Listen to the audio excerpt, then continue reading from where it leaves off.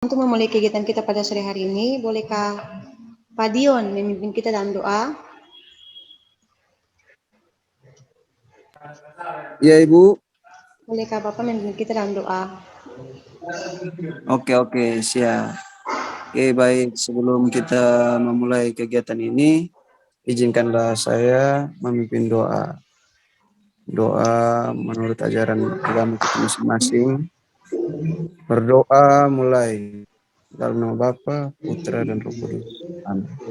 Ya Bapa yang benar Maria Tuhan Yesus, kami pada sore hari ini berkumpul lagi di tempat ini, kiranya akan berdiskusi. Semoga apa yang nanti kita bicarakan pada diskusi kali ini dapat berguna dan bermanfaat bagi kami untuk ke depan. Hanya doa ini yang kami dapat sampaikan lewat perantaraan Yesus Tuhan kami. Amin. Dalam nama Bapa, Putra, dan Roh Kudus. Amin. Iya. Terima kasih Pak Dion telah membawa kita Sama-sama Ibu dalam doa. Yoti. Ya, sebelum kita masuk dalam materi, saya punya salah satu permainan. Apakah Bapak dan Ibu punya kalkulator atau HP? Boleh pakai HP kalkulator. Nanti susah. Pakai HP lewat kalkulator saja lewat HP. Boleh. Din, Ibu Eti. Coba. Masih dengar suara kok Ibu? Dengar Pak, dengar. Dengar Pak. Oke. Ya, bisa. Oke. Kita akan mulai dengan permainan kita untuk menambah semangat sebelum kita masuk pada materi inti. Teman-teman punya kalkulator di HP sudah siap? Siap. Bapak Dion punya suara yang lain? Ibu Din? Ibu Eti? Ayo, siap. Semua siap, Ibu. Semangat. Siap. Oke. Sekarang Bapak dan Ibu memilih angka 1 sampai 10, tapi pilih satu angka saja. Dari angka 1 sampai 9 itu, Bapak dan Ibu Kasih pilih. tahu atau tidak Ibu ya? Tidak usah. Oh, Tidak usah kasih tahu. Iya. Pilih angka Angka 1 sampai favorit. 9. Ya. Sudah? Sudah, Ibu. Sekarang tambahkan angka 1 lebih besar dari angka yang Bapak Ibu pilih tadi. Iya. Ditambah satu angka yang lebih besar. Ya, yang Bapak Ibu pilih tadi. Iya. Ditambah angka 9. Tambah lagi 9. Sama Tambah dengan? lagi 9. Ya, sama dengan?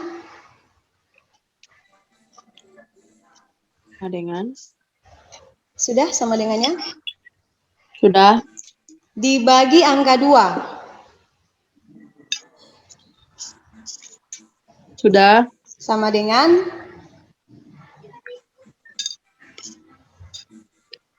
Sudah. Ibu. Sudah.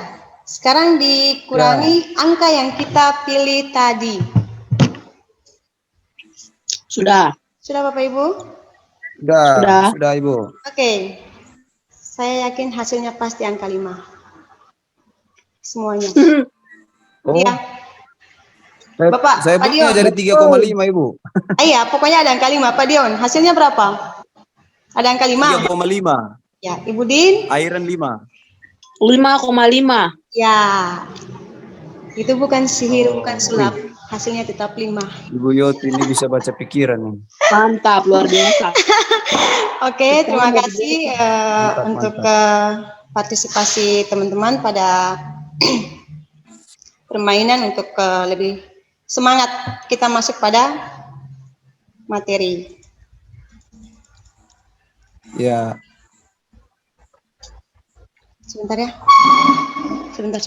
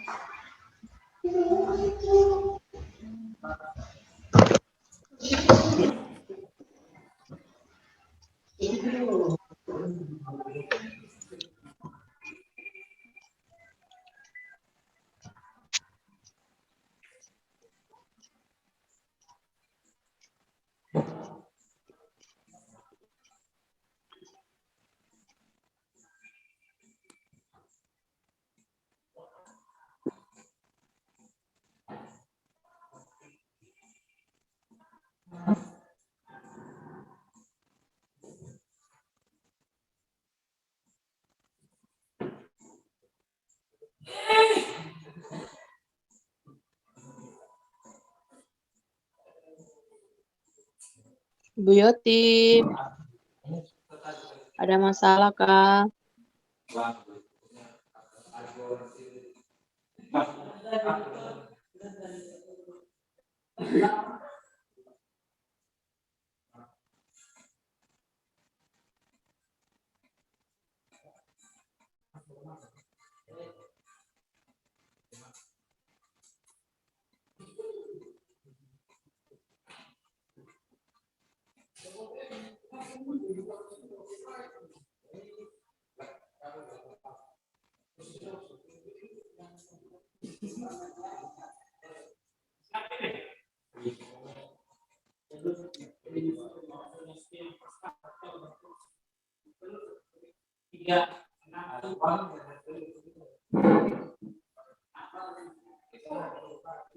Ibu Yoti,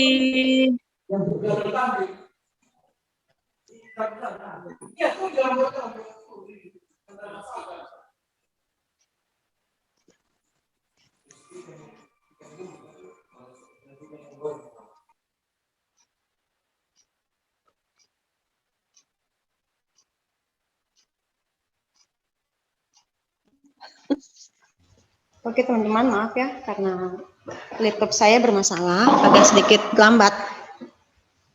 Ya, siap. Iya, iya, Pak. Iya, Ibu. Tidak tampilan layar apa-apa, Bapak Ibu Ibu. sudah ada kelihatan? Sudah, sudah. Sudah, Ibu. Poinnya ya. Yang materi yang saya ambil ini adalah pengelolaan pelajaran berbasis proyek di SMK. Ya. Metode pembelajaran yang digunakan proyek atau kegiatan sebagai media. Apa itu pembelajaran berbasis proyek? Yang pertama, metode pembelajaran yang menggunakan proyek atau kegiatan sebagai media. Maaf para peserta, beta mengambil materi ini karena memang saya tidak terlalu paham dengan materi yang ini selama kita berproses. Jadi mungkin dari materi ini yang saya bagikan bisa ada masukan atau berbagi yang bisa saya dapatkan dari teman-teman sekalian. Siap, siap, Ibu. Siap, Ibu Oke. Yoti. Yang kedua, strategi yang menggunakan pembelajaran atau konvensional menjadi lebih inovatif. Yang ketiga, salah satu model pembelajaran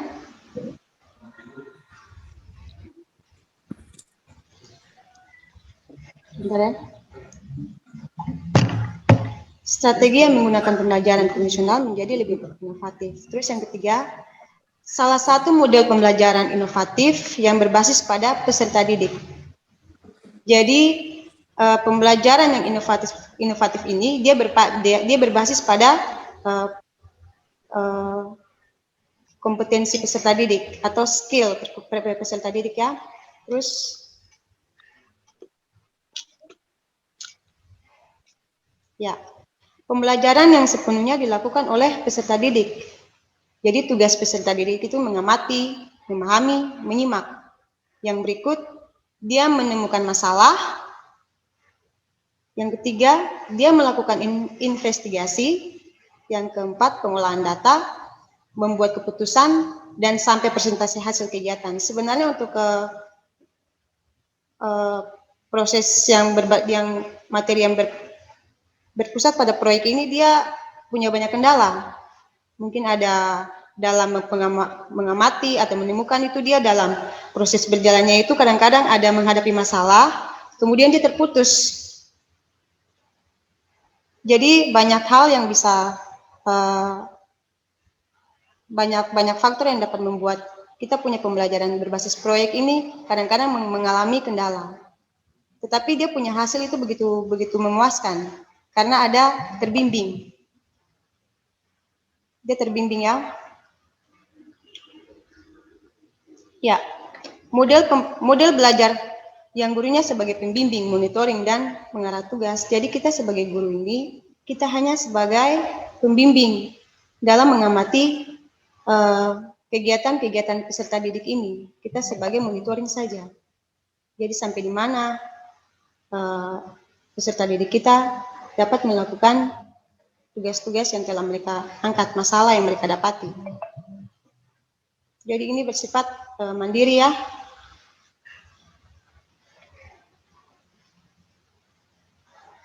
Ya, hal-hal yang perlu diperhatikan dalam ini adalah kemampuan dan karakteristik peserta didik.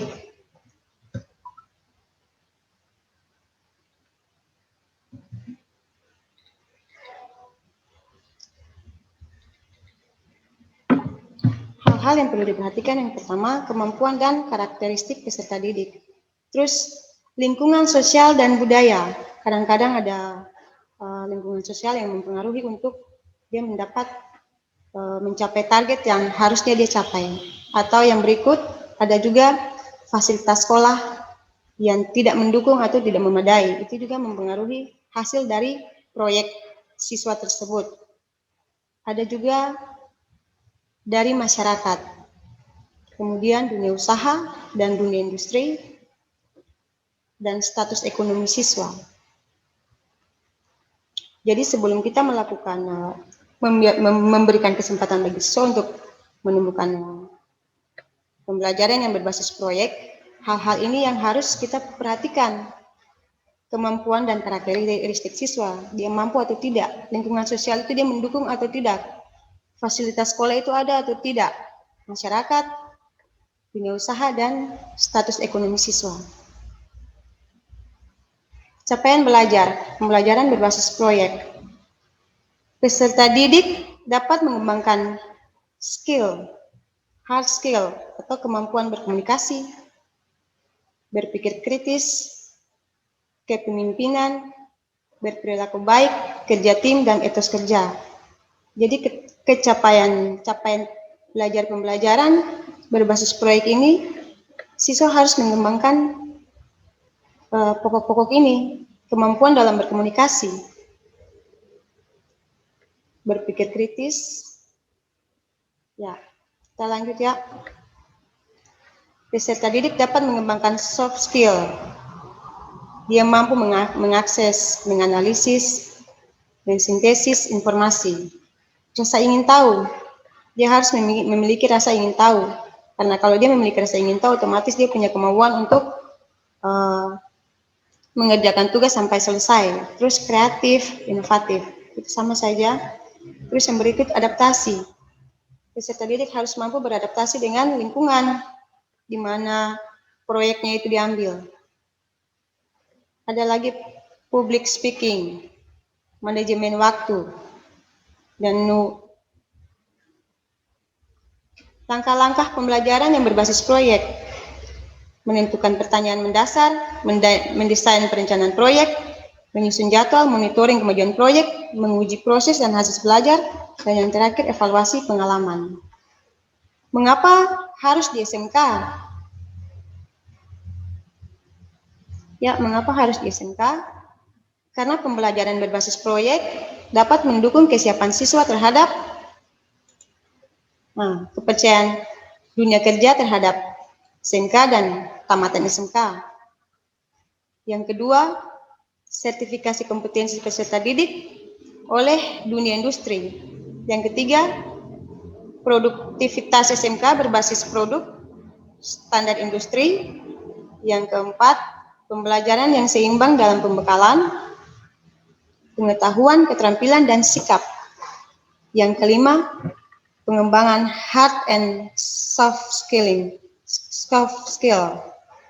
Yang keenam, peningkatan efektivitas pembelajaran karena semua mata pelajaran atau kompetensi yang relevan dipelajari dalam proyek yang sama.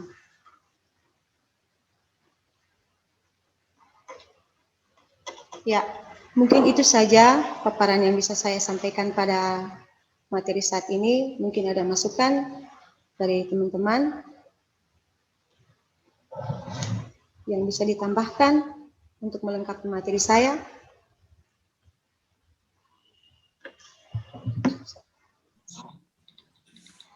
Oke Ibu, mungkin dari saya sedikit ini mau artinya kita sharing terkait pembelajaran berbasis proyek. Terkait pembelajaran berbasis proyek ini menurut saya sangat menarik. Ini menurut saya sangat menarik. Kenapa saya bilang menarik? Artinya dari materi yang Ibu sampaikan, itu sebenarnya dia punya tujuan bahwa para peserta didik atau anak-anak kita nanti, mereka dapat mandiri sesuai jurusan yang mereka pilih. Artinya mereka untuk selesai itu mereka siap untuk kerja. Itu artinya kita patut unjuk jempol untuk sekolah-sekolah SMK karena mereka menghasilkan peserta didik atau siswa-siswi yang berkompeten untuk di dunia industri atau dunia kerja. Mungkin itu dari saya, Ibu Yoti. Terima Ya, kasih. terima kasih Pak Dion. Iya, itu mengapa harus di SMK yang harus berbasis produk? Karena kita harus menghasilkan siswa dengan kompetensi atau skill yang baik.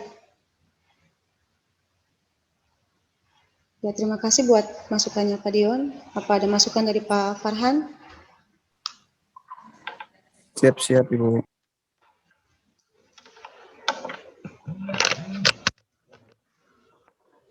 Pak Farhan ada masukan?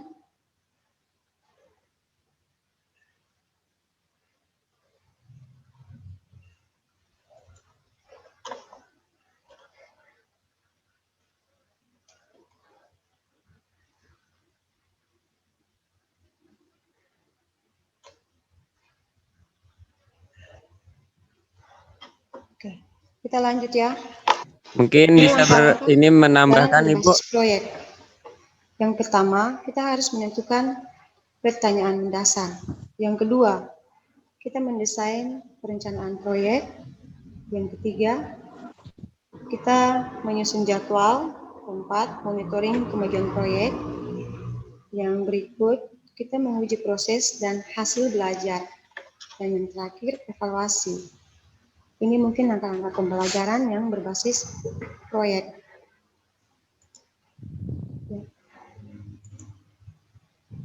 Keseimbangan sikap dan keterampilan di SMK.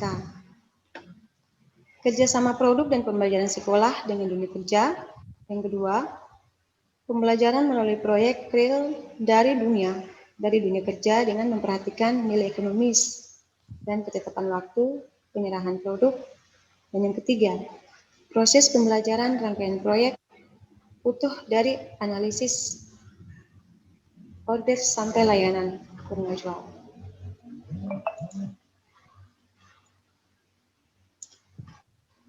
Keseimbangan sikap dan keterampilan di SMK. Ya, kolaborasi antar mata pelajaran sesuai kompetensi atau elemen kompetensi capaian pembelajaran. Masih lanjut ya, yang kelima, keseimbangan kompetensi, hard skill, soft skill, dan karakter. Yang keenam, pengembangan budaya kerja, dunia kerja, dan yang ketujuh, manfaat fasilitas dunia kerja. Ya, ini adalah kekurangan pembelajaran yang berbasis proyek. Yang pertama, dia membutuhkan waktu yang cukup lama.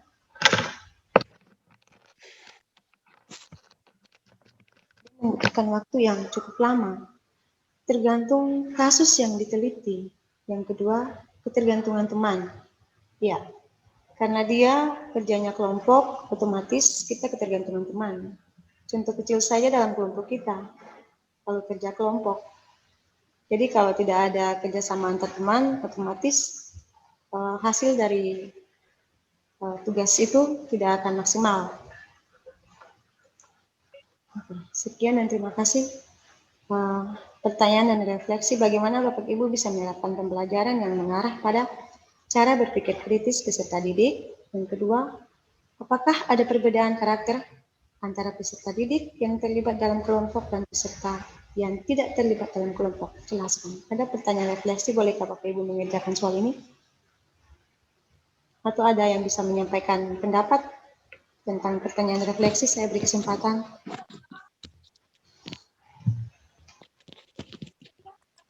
Baik Ibu, saya Bu. Iya Pak Farhan, silakan. Sebelum ke pertanyaan refleksi, saya mau kembali ke slide 11 Ibu ya, Bu. Mohon maaf. Iya. Ya, ini kan terkait keseimbangan sikap dan keterampilan ya, Bu, di slide Ya. 11. Tadi 10, 11 Pak. Iya, 11. Saya mau sedikit menambahkan di slide di 11 ini. Keseimbangan sikap dan keterampilan di SMK tentunya banyak sekali. Jadi yang menjadi poin bagi saya itu ada di poin 5, keseimbangan kompetensi hard skill, soft skill, dan karakter. Mungkin bisa ditambahkan karakter ini kan dia banyak, Ya. sehingga kalau saya pribadi melihat lulusan daripada SMK ini akhirnya nanti di dunia industri atau di dunia usaha, salah satunya memang ada hard skill dan soft skill, tapi tidak kalah penting terkait masalah sikap disiplin, Bu. Karena kebanyakan mempunyai keahlian dan juga kemampuan, tapi dia tidak disiplin, itu kebanyakan tidak dipakai di dunia industri atau dunia kerja. Sehingga untuk dunia kerja saat ini sebetulnya selain dari 3 komponen itu, yaitu disiplin yang paling diutamakan, Ibu. Karena mereka juga berpikir masalah income-nya dan juga waktu yang dibuang ketika mendapatkan karyawan yang kurang disiplin. Mungkin itu aja Ibu tambahannya. Ya, terima kasih Pak Farhan. Sangat baik sekali masukan dari Bapak untuk menambah karakter disiplin. Terima kasih Pak untuk masukannya. Apa ada Ya, Ibu. masukan atau tanggapan dari teman-teman yang lain terkait materi ini? Atau kita kembali ke soalnya saja, pertanyaan refleksi. Bagaimana Bapak Ibu menerapkan pembelajaran yang mengarah pada cara berpikir kritis peserta didik?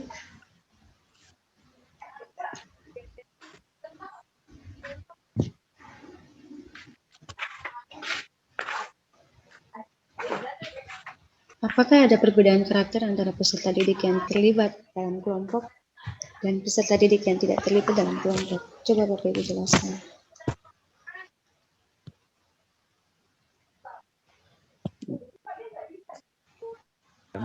Kurang dengar Ibu Yoti. Ya, Maaf, soalnya HP saya baterai agak sudah mau jadi muncul notifikasi terus Ibu. Jadi tidak terlalu dengar. ya. Untuk pertanyaan refleksi yang saya paparkan di sini ada 2 Pak. Yang pertama, bagaimana Bapak Ibu menerapkan pembelajaran yang mengarah pada cara berpikir kritis peserta didik? Yang kedua, apakah ada perbedaan karakter antara peserta didik yang terlibat dalam kelompok dan peserta didik yang tidak terlibat dalam kelompok? Jelaskan apa perbedaan karakter itu. Mungkin dari saya dulu Ibu. Iya Pak, silakan Pak Farhan. Ya, jadi yang selama ini saya alami bagaimana menerapkan pembelajaran yang mengarah pada cara berpikir kritis pada peserta didik. Biasanya sih saya memberikan sebuah pertanyaan-pertanyaan yang bisa menimbulkan pemikiran kritis ataupun memancing daripada wawasan peserta didik itu sendiri. Mungkin sebagai salah satu contoh pembuka saja, ini contoh pembuka saja ketika di awal pembelajaran, sehingga saya menanyakan hal-hal yang menjadi hobi ataupun kesenangan mereka. Misalkan pembahasan tentang terkait game online ataupun sinetron-sinetron yang memang mungkin di sini disebutnya drakor, drama Korea, sehingga sebelum memulai pembelajaran itu sudah menimbulkan pemikiran-pemikiran yang mengarah pada kesenangan mereka. Intinya kita memberikan rangsangan terlebih dahulu sebelum masuk kepada inti pembelajarannya. Itu. Terus kemudian yang kedua, perbedaan karakter dalam kelompok ataupun yang tidak masuk dalam kelompok pada siswa itu memang yang paling kelihatan adalah karakter untuk berpikir kritis dan juga karakter-karakter misalkan dia egois, tidak mau kalah ketika ada temannya yang memberikan saran atau pendapat ataupun yang lainnya, ada beberapa yang tidak mau menerima. Artinya dari diskusi-diskusi kecil, perbedaan yang masuk dalam kelompok dan tidak masuk dalam kelompok itu akan terlihat. Yang jelas pasti ada perbedaan. Mungkin itu aja Ibu dari saya. Iya, terima kasih Pak Farhan buat masukannya. Yang pertama, bagaimana kita menerapkan pembelajaran yang mengarah pada cara berpikir kritis peserta didik. Tadi Pak Farhan mengatakan bahwa memberikan rangsangan, itu sangat Siap, baik siap. untuk kita dapat mengetahui tingkat berpikir anak-anak peserta didik kita. Terus yang kedua tadi, perbedaan karakter peserta didik yang terlibat dalam kelompok dan peserta didik yang tidak terlibat. Ya, memang jelas akan terlihat beda antara peserta didik yang aktif dan yang tidak aktif. Ya, mungkin ada tambahan dari teman-teman yang lain terkait kita punya pertanyaan refleksi saat ini.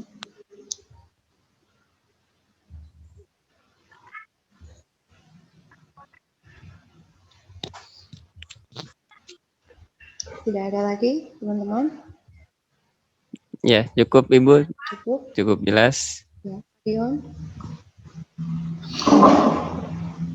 Ibu, kalau dari saya juga sebenarnya sama. Namanya kita kalau mau melihat karakter siswa ya kita harus menguji cobanya terlebih dahulu.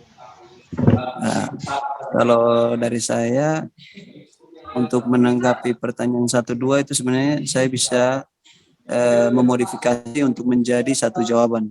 Kita bisa menggunakan post-test yang bisa menentukan karakter siswa masing-masing. Saya ambil contoh seperti tadi Pak Farhan sempat mengatakan bahwa untuk awal bisa menanyakan hobi mereka tentang game atau apa. Di sini kita bisa melihat karakter anak. Mungkin menurut saya, mungkin ada yang dia lebih suka karakter dari anak itu dia yang mungkin tidak terlalu ada kekerasan. Ada juga yang mungkin hobinya lebih ke untuk olahraga, mungkin lebih senang untuk game olahraga. Nah, itu bisa kita lihat pada karakter anak masing-masing dari tes awal atau post tes. Mungkin itu Ibu dari saya. Ya, terima kasih Pak Dion. Pak Dion mengatakan untuk kedua pertanyaan ini kita bisa pakai satu alat tes post tes itu untuk bisa mengetahui tingkat kemampuan dan karakter anak-anak.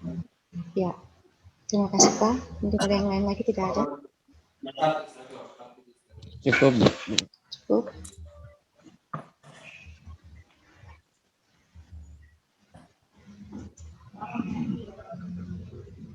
Ya, sampai di sini materi kita. Saya mengucapkan banyak terima kasih buat Pak Farhan, Pak Dion, dan Ibu Ya, Rin yang telah membantu saya sama-sama. menyelesaikan tugas kesembilan Sama-sama saya yang Ibu.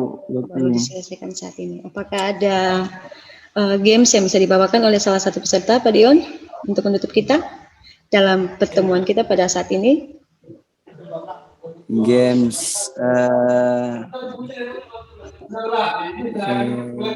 mungkin ada games. Ini games sebenarnya sudah mungkin banyak orang yang tahu. Cukup gamesnya seperti ini. Cukup mengikuti apa yang saya kata, bukan apa yang saya gerak. Cukup mengikuti apa yang saya kata, bukan apa yang saya gerak. Siap, siap. Oke, mungkin bisa salah satu tangan kita berada di samping kepala masing-masing. Oke, sesuai suruhan ya. Nanti boleh saya minta suruh raba mata, kepala, dahi kah, hidung kah, telinga, pipi ya. Tapi cuman Ya. mengikuti apa yang saya kata, bukan apa yang saya buat. Siap. Oke, yang pertama hidung. Hidung. Ya, tangan kembali lagi ke samping. Mungkin agak cepat, harus agak cepat ya, agak cepat. Siap. Telinga, Telinga. mulut, Siap, siap. hidung, Hidung. mata. Oke, mungkin itu saja. Oke, Games saya dari mengucapkan saya. banyak terima kasih Pak Dion buat salah satu games yang bisa membuat kita merasa segar kembali ya. Untuk menutup kegiatan kita pada pembelajaran saat ini, bolehkah saya minta Pak Farhan untuk membawakan kita dalam doa? Siap, Ibu. Ya, saya membawakan doa pada akhir kegiatan ini dalam keyakinan saya itu agama Muslim, Islam, dan yang lain Bapak Ibu bisa menyesuaikan dengan keyakinannya masing-masing. Dan semoga apa yang telah kita laksanakan dapat bermanfaat. Amin. Ila hadratin Mustafa Al-Fatihah. A'udzubillahi minasyaitonir rajim. Alhamdulillah. Iya. Rabbana atina fid dunya hasanah wa fil akhirati hasanah wa qina adzabannar. Subhanaka rabbil izzati amma yasifun wa salamun alal mursalin walhamdulillahi rabbil alamin. Selesai. Terima kasih Pak Farhan, terima kasih Pak Sama-sama. Dion, terima kasih beliau untuk partisipasinya pada sore hari ini. Sekian, terima kasih, sampai jumpa. Sampai jumpa. Dadah. Record. Masih direkam ini. Udah Pak? Kasih mati rekamannya Ibu. Ya.